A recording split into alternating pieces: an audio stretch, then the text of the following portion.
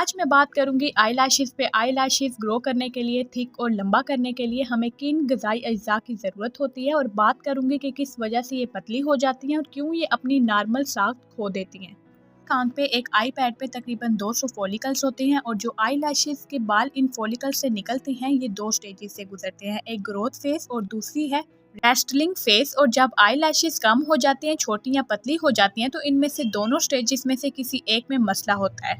कुछ मसला medical terminology है, टेक्निकल लफ्ज़ है, जिन्हें मैं कोशिश करूंगी कि उन्हें मैं आसान बना सकूं ताकि आप इसे आसानी से समझ सकें और इसके पीछे असल रूट काजेज़ को जान सकें। अगर हम सिर्फ बेसिक कॉन्सेप्ट को समझें तो एक आई लैशेज़ असल में प्रोटीन है, और प्रोटीन बनती है एमिनो एसिड से मिलके, और एमिनो एसिड बनाते हैं ट्रेस मिनरल से। जिस तरह मकान बनाने के लिए जो रॉ मटेरियल बिल्डिंग में इस्तेमाल होता है, जो ब्लॉक है वो है ईंट, इस तरह प्रोटीन का मटेरियल जो रॉ मटेरियल है वो ट्रेस मिनरल है। जिंक, आयरन, कॉपर, सेलेनियम, मतलब कि ये वो मिनरल्स हैं जिनकी हमारी बॉडी में बहुत कम मकदार में ज़रूरत होती है, लेकिन ज़रूरत तो होती है नॉर्मल फंक्शंस करने के लिए। तो ट्रेस में मिनरल्स इस्तेमाल हो रहे होते हैं, तो एमिनो एसिड पे इस्तेमाल होते हैं प्रोटीन बनाने में, और इन प्रोटीन को बॉडी फिर इस्तेमाल करती है, और ये एक तरतीब से जुड़े होते हैं। और आपस में जब ट्रेस मिनरल्स मिसिंग होते हैं तो बॉडी में तो इस तरतीब में खराबी हो जाती है, और जब मिट्टी सही नहीं होगी इसमें ये सारे मिनरल्स मौजूद होंगे और पौधे खराब होने लगते हैं। खराब पौधे फिर जानवर खाते हैं, जानवरों का गोश्त इंसान खाता है, तो इस गोश्त को हम सेहतमंद गोश्त नहीं कह सकते। इसमें और भी बहुत ज़रूरी ग़िज़ाई अज्जा मौजूद नहीं होते, तो ये ट्रेस मिनरल्स इस्तेमाल होते हैं एंजाइम बनाने में, विटामिन बनाने में, जैसा कि B12 एंटीऑक्सीडेंट बनाने में, तो इनका होना बहुत ज़रूरी है।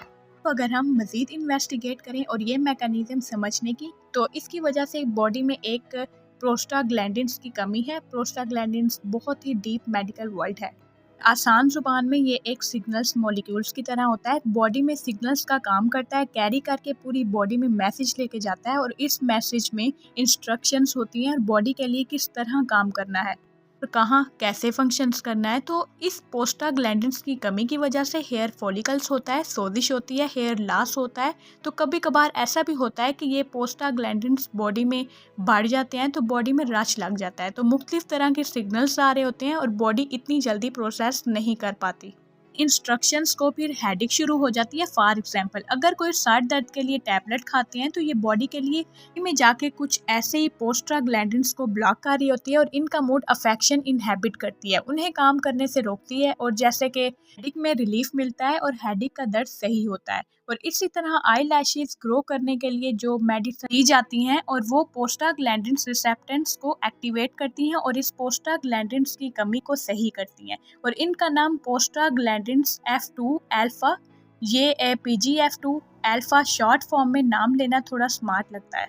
ट्रेस मिनरल्स का जिक्र हुआ था वीडियो के शुरू में, तो असल में दो चीज़ें तो आपके लिए जानना बहुत ज़रूरी है इस प्रोस्टाग्लैंडिन्स की कमी को सही करेगी। नंबर 1 पे रेसिनोलिक एसिड, ये एसिड आइस को ना सिर्फ रीग्रो करने में मदद करता है बल्कि उन्हें थिक बनाता है और प्रॉपर टेक्सचर देता है। नंबर 2 पे है जिंक। जिंक की कमी जब होती है बॉडी में इस प्रोस्टाग्लैंडिन को बना ही नहीं पाती।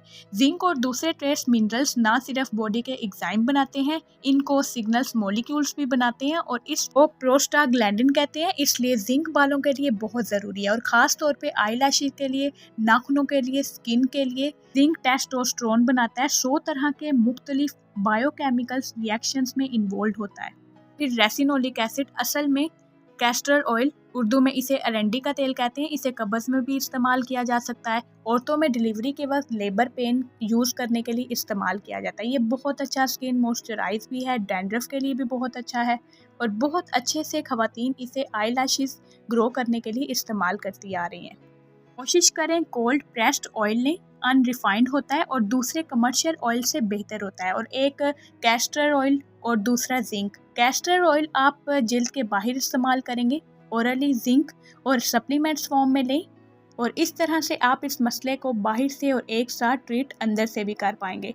तो जो लेसन इस वीडियो में वो है कि सिम्टम्स को अंडरलाइन करना, मोस्टली इसको अंडरस्टैंड करना, रूट काजेज़ को समझना, और उम्मीद है कि ये वीडियो आपके लिए हेल्पफुल होगी। अगर मेरी इन वीडियो से आपको फ़ायदा हो रहा है तो इसे दूसरों के साथ भी शेयर करें और अपना ख्याल रखिएगा। आपसे मुलाकात होती है नेक्स्ट वीडियो में। अल्लाह हाफिज़।